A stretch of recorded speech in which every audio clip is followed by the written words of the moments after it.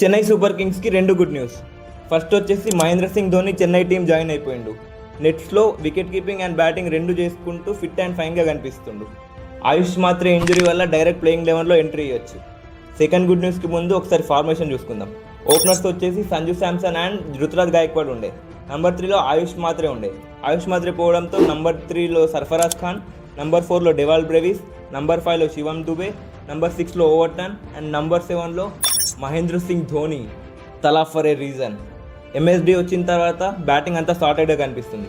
Second good news వచ్చేసి Akash Madhwal Khaleel అహ్మద్కి replacement. Death ఓవర్లో deadly yorkers, middle ఓవర్స్లో రన్ని కూడా ఆపేస్తాడు.